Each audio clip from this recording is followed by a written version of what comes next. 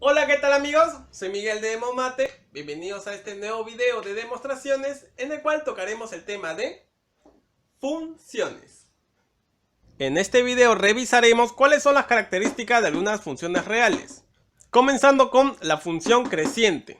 Una función f es creciente en un intervalo abierto, ya sea de a hasta b, si para todo x sub 1 y x sub 2 que pertenecen a ese intervalo de a hasta b, con el dato de que x sub 1 sea menor a x sub 2. Se cumple que la función evaluada en x sub 1 también va a ser menor a la función evaluada en x sub 2. Como podemos apreciar en el gráfico, esta curva es la función f. Tenemos el intervalo abierto desde a hasta b y x sub 1 pertenece al dominio de esta función. Igualmente x sub 2. Se va a cumplir que x sub 1 va a ser menor a x sub 2, como se puede apreciar. X sub 1 en este caso tomaría un valor negativo y x sub 2 al encontrarse en el primer cuadrante un valor positivo. Diremos que la función es creciente si se va a cumplir que la función evaluada en ese punto sigue siendo menor a la función evaluada en el punto mayor. En este caso, el reflejo de x sub 1 sería la función evaluada en x sub 1, que tomaría este punto. Y en el punto x sub 2, la función evaluada en ese punto toma esta ordenada. Como se puede apreciar, la función evaluada en x sub 1 sigue siendo menor a la función evaluada en x sub 2. Por eso decimos que esta función es creciente, ya que cumple la definición. Ahora analizaremos la función exponencial 2 elevado a la x, para saber si esta función cumple con el criterio de que es una función creciente. Como sabemos, su gráfica de uso frecuente es esta curva. Intersectan el eje de las ordenadas en el punto 1. Ahora a este punto lo vamos a llamar x sub 1 y a este punto por aquí x sub 2. Al mirar el gráfico se denota que la función evaluada en x sub 1 toma este punto y la función evaluada en x sub 2 toma el de aquí. Como vemos, este valor sigue siendo menor al de la función evaluada en x sub 2. Por ende cumpliría este criterio. X sub 1 es menor a x sub 2 y las funciones evaluadas en esos puntos siguen manteniendo esa proporción. Vamos con una segunda característica de las funciones reales, la función decreciente. Nos dice que una función f es decreciente en un intervalo de a a b si para todo x sub 1 y x sub 2 que pertenecen a ese intervalo se va a cumplir que x sub 1 va a ser menor a x sub 2. A la vez, la función evaluada en ese x sub 1 va a ser mayor a la función evaluada en x sub 2. Para poder entenderlo, vamos a apoyarnos en este gráfico. Tenemos el intervalo AB, la función es esta curva que vemos por aquí. X sub 1 es este punto y x sub 2 es este punto. La función evaluada en x sub 1 es la que podemos apreciar en este punto. Y la función evaluada en x sub 2 es la que apreciamos por aquí.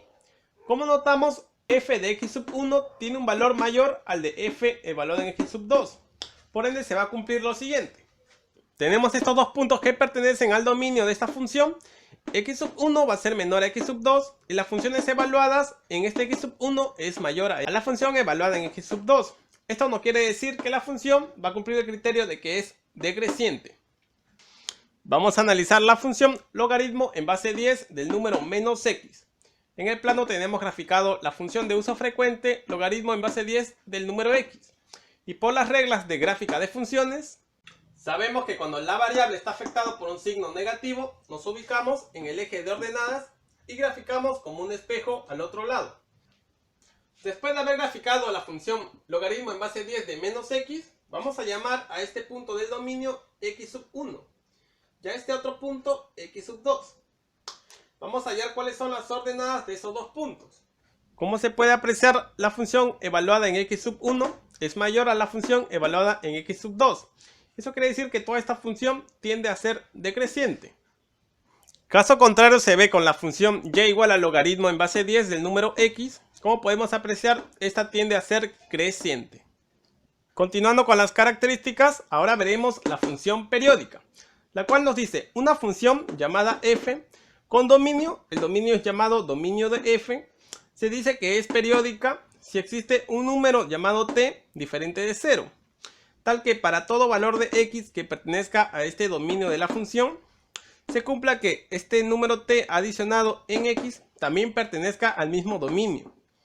Además debe cumplirse que la función evaluada en el número x adicionado en este número t tiene que ser igual a la función evaluada en x. para todo x que pertenezca al dominio de la función. Al menor valor real positivo que va a tomar esta letra t, se le llama periodo de la función. En otras palabras, la función evaluada en x adicionado en ese periodo tiene que ser igual a la función original o la función evaluada en x. Vamos a ver este ejemplo. Como vemos, el gráfico se repite constantemente y esto tiende hacia el infinito, de menos infinito a más infinito. Vamos a suponer que esta distancia entre gráfico y gráfico sea de 2 unidades.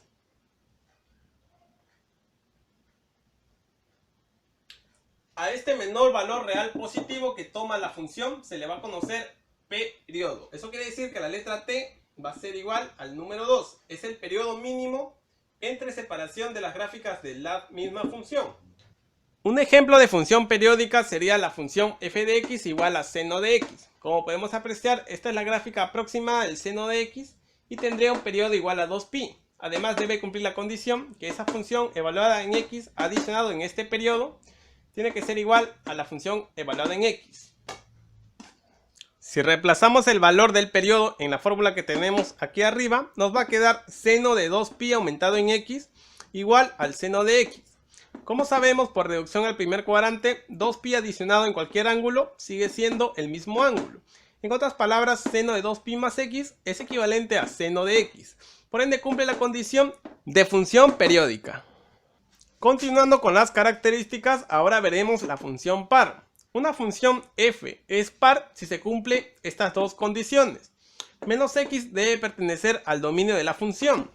Y la función evaluada en menos x debe ser igual a la función evaluada en x. La gráfica que tenemos aquí sería un pequeño ejemplo de una función par, lo cual nos dice, la gráfica de esta función par es simétrica con respecto al eje de las ordenadas. Esto quiere decir que si nos ubicamos en el eje de las ordenadas, todo el gráfico que está a la derecha es como un espejo o reflejado lo que está a la izquierda, como se puede apreciar. Es idéntica a la gráfica de derecha a izquierda.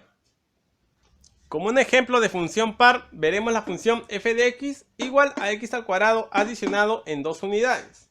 Debe cumplir estas dos condiciones. Menos x debe pertenecer al dominio de esta función. Lo que vamos a hacer es primeramente graficar la función para poder ver cómo se comporta. Esta sería la gráfica respectiva de la función x al cuadrado adicionado en 2. 2 unidades se desplaza verticalmente en el eje de las ordenadas y se grafica la ecuación cuadrática de uso frecuente x al cuadrado. Bien, ahora notemos la primera condición, la cual nos dice que menos x debe pertenecer al dominio de esta función. Ya vemos que este punto sea igual a 3. Eso quiere decir que el punto menos 3 también debe pertenecer al dominio de esta función. Y como vemos, el punto sigue perteneciendo a este dominio. Por ende, esta función estaría cumpliendo la primera condición, menos x perteneciente a ese dominio. Ahora vamos con la siguiente. La función evaluada en menos x debe ser igual a la función evaluada en x. Vamos a decir que en este punto sea igual a 2. Si notamos en este punto al número 2, acá tiene una ordenada respectiva. Al evaluarla en el punto de signo contrario, eso quiere decir menos 2 nos debe dar la misma ordenada. Eso quiere decir, al evaluar f de 2, debe ser igual a la función evaluada en menos 2. Vamos a demostrar que de verdad se cumple esta condición partiendo de lo que nos dan en esta igualdad. Vamos a reemplazar la función menos x. Esto quiere decir que donde vea x voy a colocar un menos x. Menos x elevado al cuadrado adicionado en 2. Esta expresión va a ser igual a la misma función que nos dan al inicio. Eso quiere decir x al cuadrado adicionado en 2 unidades. Bien, aquí se podría cancelar el 2. Por esta parte nos queda menos x elevado al cuadrado, que es igual a x al cuadrado. Mantenemos la misma igualdad, igual a x al cuadrado. Eso quiere decir que sí se ha cumplido que la ecuación cuadrática es igual a la misma ecuación. Por ende, con esto corroboramos de que la función evaluada en 2 va a ser igual o tener la misma ordenada en el punto evaluada en f menos 2. Otra forma de demostrar que la función es par es ubicándonos en el eje de las ordenadas, tal como hicimos en el ejemplo de hace un momento. Todo lo que está a la derecha debe ser reflejada como un espejo en lo que se encuentra a la izquierda del origen. Y como vemos, las gráficas son idénticas, ya que es una parábola y contiene los mismos puntos de derecha a izquierda. Por ende, con esto quedaría corroborado que la función sí es par. Continuando con las características, ahora notaremos la función impar. Una función f es impar si igualmente cumple estas dos condiciones.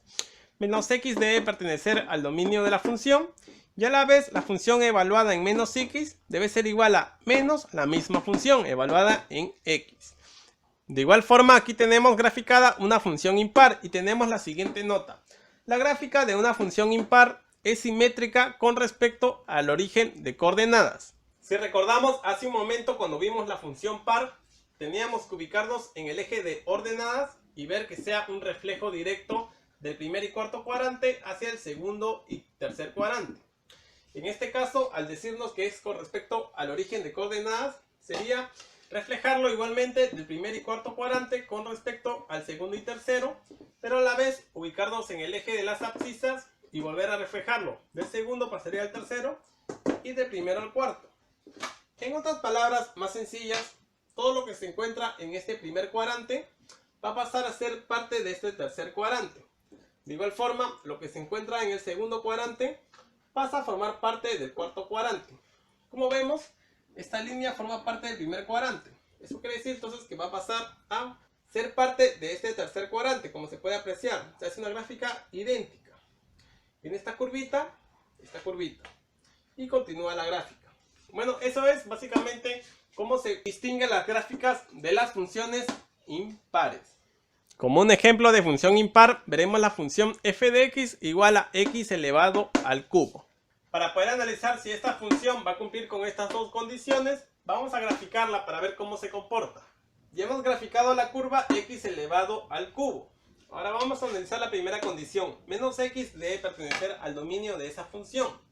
Supongamos que el punto número 5, es el que se encuentra por aquí, pertenece al dominio de la función x elevado al cubo. Menos 5, por ende, debe pertenecer también al dominio de esta función para que cumpla esta primera condición. Como vemos, menos 5 también va a cumplir que se encuentra dentro del dominio. Ahora analizaremos esta segunda condición. La función evaluada en menos x debe ser igual a menos la función evaluada en x. Vamos a reemplazar de la función, tenemos f de x igual a x al cubo. Eso quiere decir que la función evaluada en menos x sería menos x elevado al cubo. Lo tenemos por aquí. Menos x todo elevado al cubo debe ser igual a menos la función original, que es igual a x al cubo. Bien, solo nos queda operar en esta parte, menos x elevado al cubo. Como 3 es un exponente impar, nos quedaría menos x multiplicado por menos x multiplicado por menos x. Y debe cumplirse que debe ser igual a menos x al cubo. En esta parte, menos x por menos x es igual a x al cuadrado. Y menos x por x al cuadrado sería igual a menos x al cubo.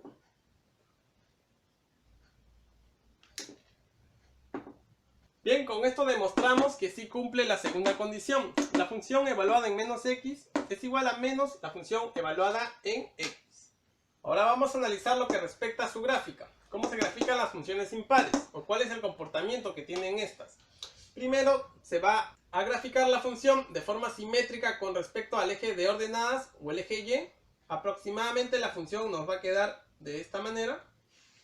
Es una copia idéntica. Y luego se refleja esta misma función o este mismo gráfico que habíamos hecho de verde con respecto al eje X o el eje de abscisas. Y como vemos es idéntico a lo que tenemos aquí de color negro. Por ende, toda esta curva que tenemos en el primer cuadrante ha pasado a ser una curva reflejo de reflejo en el tercer cuadrante. Por ende, sí cumpliría la condición de las gráficas de las funciones impares. Vamos con la siguiente característica, la que se conoce como función inyectiva, llamada también función univalente. La relación de las funciones inyectivas es unívoca. Esto quiere decir que los elementos del conjunto de partida tienen solo un punto en el conjunto de llegada. En otras palabras, los elementos del dominio tienen una relación de 1 a 1 con los elementos del rango. Para comprender mejor, vamos con un par de ejemplitos. la función f de x igual a 4x menos 5. Para que esta función sea inyectiva debe cumplir lo siguiente. X sub 1 debe ser igual a x sub 2, así como también la función evaluada en x sub 1 debe ser igual a la función evaluada en este punto x sub 2. Para determinar si esta función es inyectiva por medio de este método algebraico, tenemos que reemplazar x por x sub 1 y x sub 2 e igualarlos. Planteamos lo siguiente. 4x sub 1 restado en 5 debe ser igual a 4 veces x sub 2 restado en 5. Y pasamos a operar. Este menos 5 con este menos 5 se cancelaría. Nos quedaría 4 que multiplica x sub 1 igual al número 4 que multiplica a x sub 2. Como vemos, estos 4 al dividirse se convierten en 1, quedando finalmente la igualdad x sub 1 igual a x sub 2. Bien, con esto cumpliría el criterio para que la función sea inyectiva. Ahora pasaremos a demostrar que la misma función sí es inyectiva, pero ahora por un método gráfico, ya no algebraico. Bien, hemos graficado la recta 4x restada en 5. Eso quiere decir que en 5 unidades se ha desplazado hacia abajo y trazamos la recta 4x, que es la que podemos apreciar por aquí. Bien, ahora el método geográfico, la intuición que tenemos para poder determinar que esta función es inyectiva, es trazar rectas horizontales a través de toda la gráfica. Vamos a decir esta recta, una recta horizontal. Por esta parte vamos a trazar otra recta horizontal. Por esta última parte vamos a trazar otra recta horizontal. ¿Y qué es lo que se puede apreciar? Que cada parte de la recta que hemos trazado horizontalmente o que son paralelos al eje X, las rectas solo cortan a la función en un solo punto, como podemos apreciar por esta parte. Solo lo corta en un solo punto. Eso quiere decir que esta función es inyectiva. Cuando trazamos rectas horizontales a través de la gráfica, paralelas al eje de abscisas, y solo lo corta a lo más en un solo punto, con esto intuimos que la función sí es inyectiva. Vamos con un segundo ejemplo para analizar si la función f de x igual al valor absoluto de x restado en 2 unidades es inyectiva. Primero lo haremos mediante el método algebraico. Vamos a plantear x sub 1 que está en valor absoluto restado en 2 unidades debe ser igual a x sub 2 en valor absoluto restado en 2 unidades. Igualmente estos menos 2 podemos cancelarlos. Nos quedaría valor absoluto de x sub 1 igual a valor absoluto de x sub 2. Y como sabemos, esta igualdad de valor absoluto nos queda de esta manera. Planteamos x sub 1 va a ser igual a x sub 2 o x sub 1 va a ser igual a menos x sub 2. Como vemos, en esta parte de la condición, sí estaría cumpliendo que x sub 1 es igual a x sub 2. Pero aquí nos dicen que hay otra condición, que x sub 1 también puede valer menos x sub 2. Con esta segunda condición que hemos determinado, podemos decir, por lo tanto, la función f sub x igual a valor absoluto de x menos 2 no es inyectiva.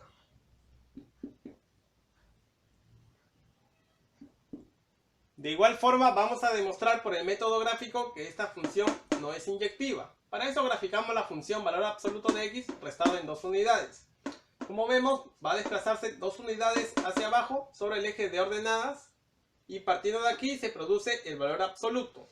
Ahora lo que vamos a hacer es trazar rectas paralelas horizontales con respecto al eje de abscisas. Vamos a trazar una por aquí, otra por este punto y una finalmente por aquí. ¿Y cómo se puede notar? Las rectas horizontales que son paralelas al eje X cortan en 2 puntos a la función. Con esto demostramos que la función valor absoluto de x restado en 2 no es una función inyectiva. Continuando viendo la siguiente característica, veremos la función sobreyectiva, llamada también función suryectiva. Se denomina así cuando el conjunto de llegada es cubierta por todo el rango. Como podemos apreciar en esta parte del gráfico, A y B son dos elementos del conjunto de partida y 1, 2 y 3 son elementos del conjunto de llegada. Como podemos apreciar, todos los elementos que conforman el conjunto de llegada son relacionados con uno del conjunto de partida. No importa si A o se usa relacionado con los tres, con tal que el conjunto de llegada sea igual al rango de la función. Además, se puede apreciar que no es necesario que haya una relación de 1 en 1, como sucedía con la función inyectiva. En este caso, aquí se puede dar de 1 a 2 relaciones entre el conjunto de llegada. No importa, con tal que cubran todos los elementos que conforman el conjunto de llegada. Vamos con un ejemplo para poder comprender en qué consiste la función sobreyectiva. F de x igual a coseno de x, pero nos dicen que la gráfica de este coseno de x va a estar desde el intervalo -1 abierto hasta la unidad. Procederemos con su respectiva gráfica. Por aquí ubicamos el eje de las abscisas y por aquí el eje de las ordenadas. Bien, hemos graficado la función coseno de x, la curva que podemos apreciar por aquí. Y como vemos, el rango de esta función es desde -1 cerrado hasta 1 cerrado. Pero la gráfica nos decía que es -1 abierto hasta 1 abierto. Eso quiere decir que el coseno en esta parte no va a tomar estos valores.